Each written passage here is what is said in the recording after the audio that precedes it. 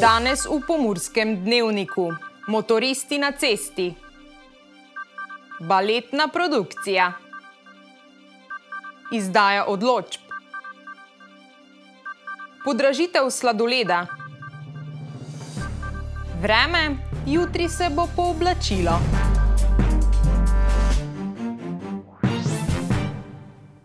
Spoštovane gledalke, cenjeni gledalci, lepo pozdravljeni. Prvi sončni žarki so na ceste že zvabili najbolj strastne motoriste. Kljub temu pa so bili ti v Pomurju v tem letu že udeleženci v prometnih nesrečah. Pogovarjali smo se o tem, kaj je pred začetkom sezone potrebno storiti, kakšno opremo je potrebno imeti in kje lahko opravite varno vožnjo v Pomurju. Pa si poglejmo. Vreme v teh dneh je marsikaterega motorista že premamilo za prvo vožnjo. S tem se je v Pomurju že zgodilo nekaj prometnih nesreč, v katerih so bili udeleženi tudi vozniki enoslednih vozil. To za začetek motoristične sezone ne pomeni prvi dan lepega vremena ali pa malo toplejšega vremena. Gotovo je prav, da se na to motoristično sezono zelo dobro pripravimo. Da naredimo vsaj en trening varne vožnje, da naredimo vsaj eno kondicijsko vožnjo, da pridemo, kot zelo radi rečemo motoristi, nazaj v tisto, kot smo bili lani, ko se je ta motoristična sezona končala. Gotovo pa je to, ko so vremenske razmere to dopuščajo, ko je prometna infrastruktura očiščena. Eden izmed pomembnih dejavnikov za varen odhod motorista na vožnjo pa je tudi ogretost asfalta. Pred vožnjo pa je potrebno preveriti tudi več stvari na jeklinem konjičku. Preden se sedemo na motor, moramo preveriti, če so na motorju naprimer pretrjeni vsi deli gor, da ni kaj zrahljano. Potem najboljše, da pred začetkom sezone, da preverimo tlak v gumah, se pravi pneumatikah, pol da preverimo tekočino v zavornem sistemu, da preverimo, kako so zavore in tako naprej. Te vitalne dele, ko so. Nikakor pa ne smemo pozabiti na motoristično opremo, ki je iz leta v leto vse bolj razvita. Vsekakor je najbolj pomemben člen motoristična zaščitna čelada, katero moramo v vsakem primeru imeti, pol pa ostalo pa je zelo priporočljivo, da imamo vso motoristično zaščitno opremo, se pravi kombinizon, pol rokavice in čevlje, seveda gležnare, vse je bolj priporočljivo, da nam zaščitijo naše vitalne dele. Tudi varna vožnja za motoriste je eden izmed sestavnih delov motociklizma. Kdo mora in komu priporočajo varno vožnjo? Torej, po obstoječi zakonodaji morajo vsi vozniki začetniki, tudi motornih vozil, enoslednih motornih vozil, opraviti trening varne vožnje. Sedaj, ta trening varne vožnje jaz priporočam vsakomur, ki na novo, oziroma ki se pravzaprav vsakim letom začnemo to novo motoristično sezono. Trening varne vožnje je dobrodošel vedno. Ne samo na začetku, tudi kadarkoli vmes ali pa kadarkoli, ko si kupite nek nov motor ali ko si, nekdo presedla, ali pa da se začne voziti z sopotnikom, recimo, da se prej sopotnica ni vozila, sedaj se začne. Veliko bolje je, da se določene stvari, če lahko v narekovajih rečemo, sprobajo nekje v nekem varnem okolju, kot je to poligon, oziroma v nekih varnih okoliščinah, kakor pa zunaj na cesti. V Pomurju je za upravljanje varne vožnje najbolj znani center varne vožnje Murska Sobota. Kar se tiče varne vožnje, gotovo smo mogoče privilegirani v Pomurju kot eni od regij, ker imamo ta center varne vožnje, ker se lahko to izvede, to naredi. Lahko pa tudi vsi motoristi ali pa vsi motoristični klubi se obrnejo na policijo, ker organiziramo, ker se družimo z njimi, ker jim pokažemo, ker lahko naredimo vsaj na začetku sezone, da je ali pa da se zapeljamo varno nekako v to motoristično sezono. Motoristi pa morajo v prometu biti pozorni skozi celotno sezono. Splet različnih okoliščin namreč vse večkrat pripelje do tega, da prav vozniki motorjev postanejo žrtve v prometnih nesrečah. Od motoristov pa k baletu. Glasbena šola Murska Sobota pripravlja poseben dogodek. Več o tem pa nam bo povedala naša gostja, učiteljica baleta Tjaša Korenjak. Pozdravljena. Pozdravljene. Gospa Korenjak, torej kdaj in kaj se bo dogajalo na glasbeni šoli v Murski Soboti v prihodnjem tednu? Torej z balerinami in učenkami glasbene šole v Murski Soboti se zdaj že kar en čas pripravljamo na baletno produkcijo Pravljica za lahko noč, ki bo v gledališču Park 4. aprila. In sicer bosta 2 predstavi, ena ob 4:30 in druga ob 6. uri. Kje pa lahko obiskovalci dobijo vstopnice? Vstopnice je mogoče dobiti od 29. marca naprej in sicer v gledališču Park na blagajni. Kakšna pa je cena morda? Prost je vstop. Prost vstop. Torej, kaj je vas osebno navdušilo za ustvarjanje te predstave? Sama ste namreč koreografinja in pa režiserka. Ja, v bistvu nisem želela nekih pravljic ali pa nekih že znanih zgodb usmeriti v ples in pokazati to z plesnimi gibi.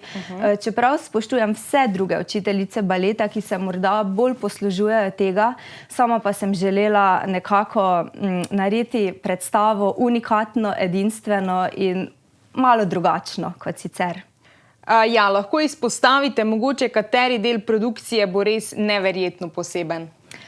Ja, pravzaprav bi tukaj rekla, da je celotna produkcija je posebna, no, in mogoče ne bi izpostavila nobenega dela, ker se povezuje od začetka do konca in je Pravljica za lahko noč, v bistvu vsak razred je del celote in če enega razreda ni oziroma enega dela, pravljica oziroma sama predstava ne pride do takšnega izraza, kot bi sicer.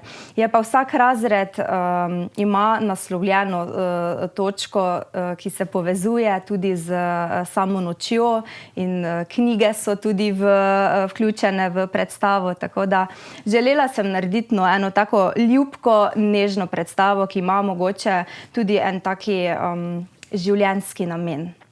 Gospa Korenjak, mi vam želimo čim več obiskovalcev in pa eno lepo predstavo. Hvala lepa. Pričela se je izdaja odločb za finančno nadomestilo zaradi vpliva povečanja cen mineralnih gnojil in energentov na kmetijsko pridelavo. Skupaj bo izdanih približno 55.000 odločb, tako bo izplačano kar 31,8 milijonov evrov. Zaradi vpliva povečevanja cen mineralnih gnojil in energentov se je včeraj začela izdaja odločb za finančno nadomestilo. Agencija Republike Slovenije za kmetijske trge in razvoj podeželja sporoča, da bo izdanih približno 55.000 odločb in izplačanih 31,8 milijonov evrov. Upravičenci do finančnega nadomestila so nosilci kmetijskega gospodarstva v skladu z zakonom o kmetijstvu, ki so vpisani v register kmetijskih gospodarstev in izpolnjujejo zahtevane pogoje. To so osebe, ki so kot prvo oddale zbirno vlogo za leto 2021 v skladu z uredbo in ki na dan uveljavitve odloka niso v postopku zaradi insolventnosti po določbah Zakona o finančnem poslovanju. Na dan uveljavitve zakona morajo imeti upravičenci prav tako poravnane zapadle davčne obveznosti in druge denarne nedavčne obveznosti. Višina finančne pomoči bo izplačana v obliki pavšala na hektar zemljišča glede na vrsto dejanske rabe in se giblje med 49 in 138 evrov. Največja skupna upravičena površina za nadomestilo pa je 100 hektarjev kmetijskih zemljišč v uporabi. Informativne odločbe bodo nosilcem izdane glede na dostopne podatke iz uradnih evidenc najkasneje do 8. aprila. Topli pomladni dnevi kličejo k osvežitvi in kolone pred sladoledarnami so vedno večje. Sladoledarji pa se morajo spopadati z višjimi cenami živil in surovin. Nekateri so že dvignili cene, nekateri še bodo. Kaj pravijo stranke? Pa si poglejmo. Zaradi vedno dražjih sestavin so sladoledarji bili primorani dvigniti cene sladoledov. Smo zvišali za 20 centov od lanske cene. Pri nas smo tudi znižali cene sladoleda, seveda, ker so šle vse sestavine gor. Žal smo mogli podražiti za 20 centov. Večina sladoledarn in slaščičarn je cene zvišala za 20 centov, ponekod so pa cene ostale enake ali pa je podražitev manjša. Ampak smo res minimalno, 10 centov na kepico. Smo uspeli dobiti količinske popuste. Poleg sestavin za sladoled pa so se podražili tudi korneti. Pri škatle kornete od lani čez 3 evro na škatlo je šlo gor kornet. Ljubitelje sladoleda smo pa vprašali, ali jih je podražitev zmotila. Ne, dober je. Če si človek želi nekaj, ne? Pa ti si par dinarov, kaj je, pa nič ni hudega. Pa še v poletnih dneh, tako da se splača. Kaj pa vem, cene so menda normalne, nekaj €50 se mi zdi, še vedno ni pretirano. Sladoledarji so bili primorani dvigniti cene kepice sladoleda, saj drugače enostavno ne bi preživeli sezone. Lani za €30 res smo imeli večji zaslužek, kot letos €1,5. Pa ne vemo do konca sezone, kaj še nas čaka. Kateri izdelki pa so se najbolj podražili? Mlečni, ne, tam, kjer je veliko smetane, ker so sladoledi kremozni. Poleg mlečnih izdelkov imajo največjo izgubo pri sestavinah iz Italije. Sladoledarji pa poudarjajo, da so prav te sestavine ključne za resnično okusen in kvaliteten sladoled. Čokoladne, lešniki, srečatela, ne vem, dombito, take, ko enostavno brez njih ne moreš. Ne? Sladoledarji so na začetku sezone postavili ceno kepice, ki jo kljub nestabilnim cenam izdelkov nameravajo obdržati do konca sezone. Garantiramo za stranke, da bo celo poletje taka cena, mislimo, kljub tem, da bomo delali izgubo, ne mislimo več podražiti. Tudi obiskovalci sladoledarn so opazili povišane cene v letošnji sezoni. Vse se je podražilo. Dobro, nekaj malega se je podražilo, to je res, ja. Malo so kar narasle, ne? To je res, ja. Vsa inflacija, ne? Bodimo realni. Kljub temu pa so obiskovalci razumevajoči in zvišanje cen dobro sprejemajo. Še pri nas se ni pritožil glede cen. Naše redne stranke pač, razumejo, da so pač sestavine šle gor. Do zdaj ne, so ful razumevajoči. Tudi priljubljeni soboški sladoledar Niki je ceno dvignil za 10 centov in sicer na €30. Enako ceno ima Ben Sami, medtem ko na novo odprta slaščičarna Da Vinci porcijo sladoleda ponuja za €40, premium okus pa za €80. Cene sladoleda za letošnjo sezono so postavljene in sladoledarji so prepričani, da jih čaka dobra sezona. Upajo le še, da jim bo služilo tudi lepo sončno vreme. Danes ob 18:30 bo gost v našem studiu župan mestne občine Murska Sobota, gospod Aleksander Jevšek, ki je tokrat spregovoril tudi o temah naslednje seje mestnega sveta. Ena izmed pomembnejših bo sprememba delovanja soboškega zdravstvenega doma. Izdvojil bi pa mogoče nekaj teh dokumentov, ki jih bomo sprejemali na tej seji mestnega sveta. Predvsem gre za spremembo odloka o ustanovitvi zdravstvenega doma Murska Sobota. Kot veste, je mestna občina soustanoviteljica zdravstvenega doma in tamkaj je pač bila potreba po umestitvi nekaterih sprememb na področju dela zdravstvenega doma Murska Sobota in izpostavil bi samo eno zelo pomembno, namreč stališče mestne občine in tudi moje osebno stališče je, da mora zdravstveni dom Murska Sobota zagotavljati 24-urno zobno ambulanto. Da naši občanke in občani ne bodo v času vikendov in praznikov prisiljeni, da hodijo k zobozdravniku v Maribor, kar je nesprejemljivo in seveda s takšno prakso si pravzaprav za eno regijo, kot je Pomurje, ne moremo predstavljati. Mi smo se o tem tudi z županjami in župani pogovarjali o načinu financiranja te 24-urne zobozdravstvene ambulante in o tem smo se pogovarjali tudi z ministrom za zdravje, ko je bil v sklopu obiska vlade v Pomurju in sem prepričan, da bo v korist naših občank in občanov ta 24-urna zobozdravstvena oskrba zagotovljena. Poleg tega bomo... Kaj se bo v prihodnjih mesecih še gradilo in kdaj bodo obstoječi projekti končani, pa si poglejte ob 18:30. Na pokopališču v Murski Soboti potekajo zaključna dela za ureditev prostora za raztros pepela. Ta je imel prvotni končni rok že 1. novembra lani, a se je zapletlo pri materialu. Več o tem in druge zanimive novice pa si lahko preberete na sobotainfo.com.